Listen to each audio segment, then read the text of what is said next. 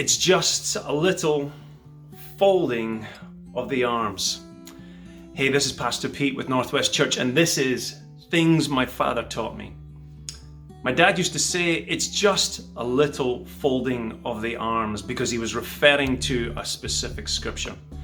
This week I want to continue on talking about what we talked about last week, which was breaking the poverty spirit. I got so much response on that particular video because I think it really touched the nerve of how much we're aware of how poverty and lack in our lives seems to affect our thinking as humans. And something my dad used to say was, it's just a little folding of the arms, and he was talking about tackling that poverty spirit. In fact, he was referring to Psalm chapter 6 that says this: a little sleep, a little slumber, a little folding of the arms, and poverty will come into your life like a flood. And that's pretty intense thinking. That's a pretty intense picture that the scriptures are painting. But you see, the thing is with poverty is that even though it comes into your life like a flood, it actually begins as like a small erosion. Now, no one plans for erosion, right? It's an erosion of the design that God has put inside of you. It's the erosion of your calling. It's an erosion of your capability. It's the erosion of the goodness that is within you.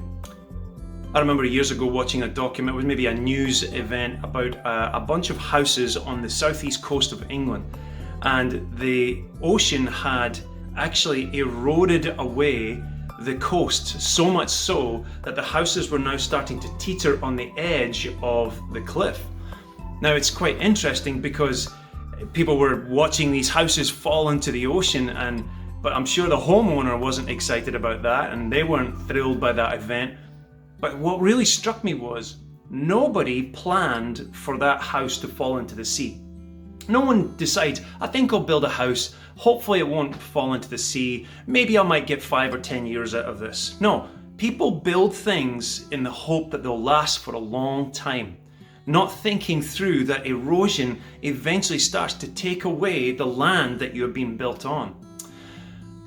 Years ago, I really had to tackle something within myself too. And it was that I got to the point where the pain of not making enough money in my life was really starting to affect me.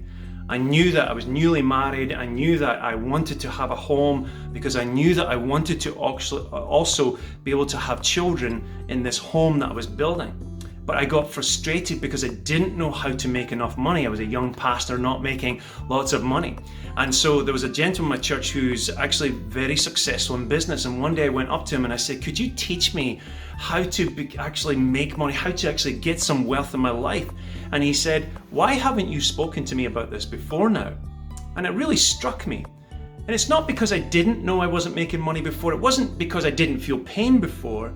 It's just probably because I was too scared. I didn't think I was capable of it. I was too scared what it would mean for me to have to tackle that mindset of poverty in my life. Breaking the spirit of poverty does take effort, and it does take accountability. And finally, when the pain was too big, I was willing to then tackle that spirit of poverty within myself. You see, sometimes we even do things in our lives, and you can tell when you have a spirit of poverty because you'll often say things like, I should have. I often hear people say that. They'll say, I should read the Bible more.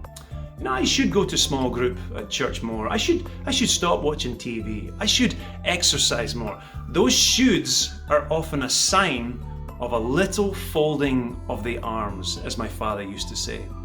Is it not time that you unfolded your arms on some things in your life and break that poverty spirit?